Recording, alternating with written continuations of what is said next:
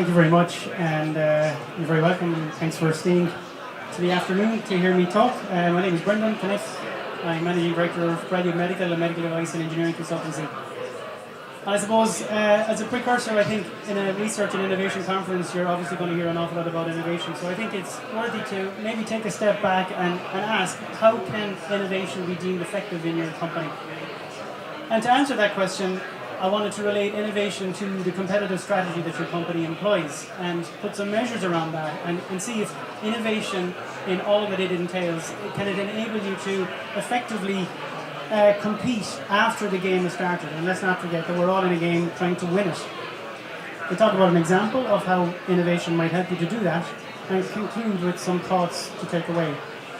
So any of you who have done a management course or an MBA or something like that, you'll be familiar with the work of Michael Porter, who talks about competitive strategy, and he talks about the 5 forces framework. These are the relationships that drive competition in your industry, and you're at the mercy of these relationships, and your competitive strategy must focus on leveraging these relationships to your advantage as much as possible. And they're quite obvious, the relationship that you would be involved in, so suppliers, your customers, your competitors, rivalry with those competitors.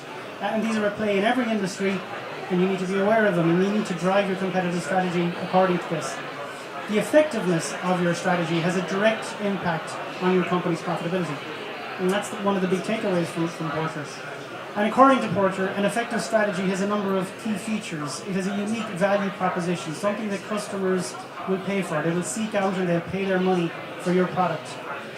And that's a demand side factor. On the supply side is a tailored value chain. These are the sequence of activities that you perform that differentiate you from your competitors.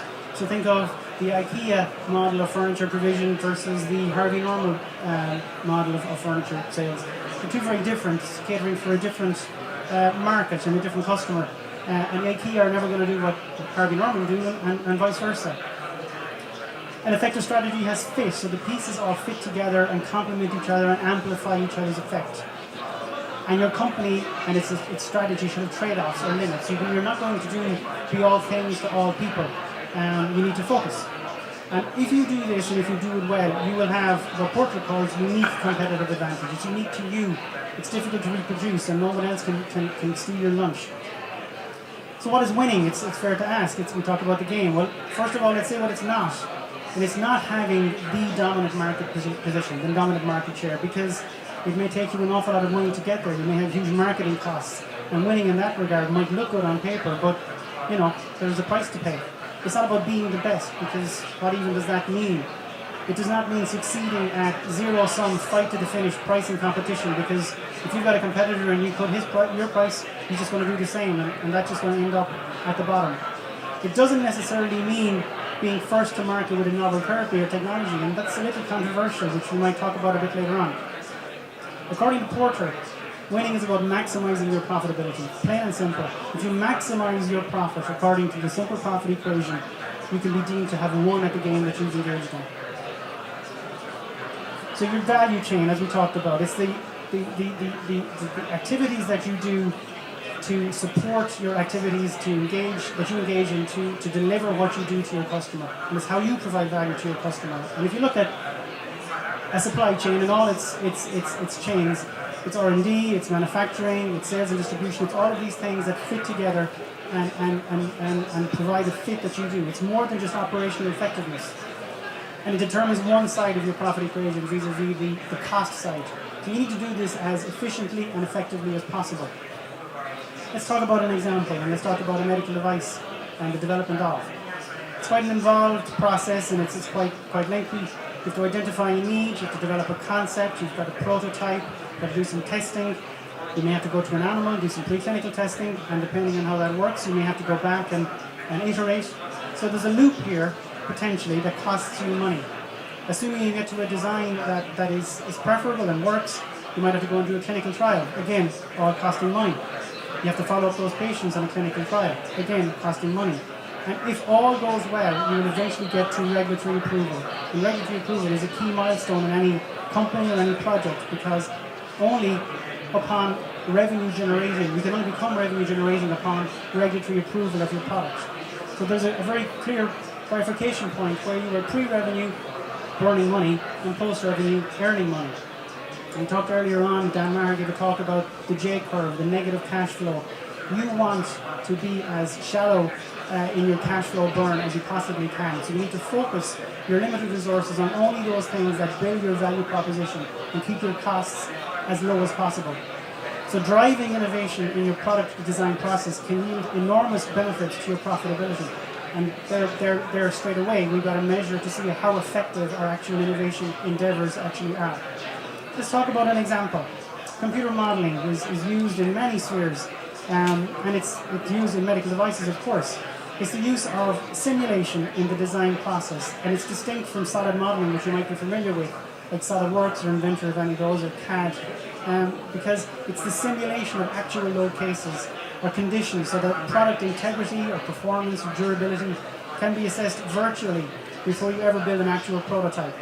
And the point here is that when you do actually go to prototype, you're just building to confirm the design rather than just speculating and seeing if something will work or if something will not work. So what are the key features of it? The building blocks of an FE model, you need the part geometry, which you can take from your existing CAD. So just take CAD directly from your CAD package, SolidWorks, Inventor. The material properties, so if you've got a component made from steel, you need to input properties that describe its behavior, or if it's a polymer, you need to put in different material properties. Your loading conditions are unique to you, and quite often it's your loading conditions that provide the greatest challenge, accurately defining what load case you're trying to represent in this virtual prototyping sphere that you're taking on. Look at an example which I hope will play. Sorry. But this might look like a cartoon, but what it is it's the design of a soft tissue anchor, so it's a nitinol component that is being loaded into a loading tool. And it looks like a cartoon, as I said, but there's probably 6 hours of computation time to simulate that and get more than just a pretty cartoon, because what you can actually get is the strain distribution. And this is really useful information now, because on the computer, on the screen, you can assess this design. So is the strains that are predicted by this geometry under this loading, is that good? Will it pass? Should I go and prototype this? So you're doing this all virtually. You're not doing this in the real world, if you want to call it that. So you're not costing money by building actual physical prototypes that cost money. So you can change this design easily on the computer and reload it, change the material properties if that's appropriate. Another example would be a left ventricular access enclosure device, where it's a coil welded to a collar, and you've got a weld region. And welds, if any of you come from an engineering background, will know that welds are a particular source of stress concentration. So will this pass or will this fail if you go into a fatigue loading cycle? And you can predict that fatigue performance and plot it onto a Goodman diagram, so that when you actually go to build a device, you know that this is going to pass before you ever do any physical prototyping. What's the alternative? Well, you'd have to do the physical testing. And if you were to run a fatigue test at 50 hertz to 400 million cycles of fatigue, which would be equivalent to 10 years of implantation life, which is what you'd need to do for a coronary stent or most coronary implants, that will take 93 days to run. So you set a physical test up, and 93 days later you get a pass or a fail. And if you get a fail, you've got to go back and do the test all over again and burn more time. And this is the negative cash flow that we've talked about earlier, which you're trying to avoid. So if you think of your profit equation, you're now burning money all of the time. But if you introduce some modeling techniques or simulation, you're doing all of this in a virtual world, in real time, and saving yourself a whole heap of money. And it's a far more focused activity. It doesn't just work for implantable components.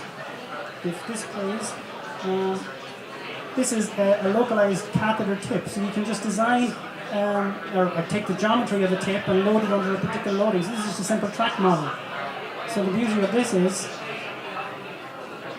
you can predict the improvement in force. So you go from the dark green curve to the light green curve, and the doctor is going to physically feel a better performance of the device simply from the change of geometry. You start at your starting geometry and you optimize it to get to your optimized geometry, and this relates directly to feedback that the doctor will feel in superior performance or optimized performance of the tip of the catheter. It's another example. For me, this is real innovation because this has a bottom line effect. And what does it mean? It means that the burn that you're going through before you get to regulatory approval is less. So it's a far more focused activity. You'll be more efficient and effective in your R&D activities. And it means that not being first to market with the newest device, it doesn't mean that you can't win. Because if you take the definition of winning being maximizing profitability, if you minimize your cost burn, you can still get quite a sizable revenue side of things, but by doing it with minimal expenditure from your development efforts. So in conclusion, innovation in your firm should be driven by the competitive forces that shape your industry. So look at the industry that you're operating in and look at the forces that play in that and translate that back into your internal activities. Look at the 5 forces and how they interact and how they affect you. And if you put your focus on profitability, this will allow you to determine the effectiveness of your culture of innovation. Everybody talks about the culture of innovation, but what does it actually mean? This is a means to actually put some numbers on this and talk about the effectiveness that it's actually having in your business. Your value chain should be the starting point of your endeavours. Remember, there's no one silver bullet. If you think of the Ryanair model of cost saving, every single activity that they do is a means of saving money. And to take the phrase, it's a game of inches. And if you add up all of those inches, the effects can be great. So thank you for your attention. If anybody wants to talk to me, these are my contact details. And we may have time for some questions. Thank you very much.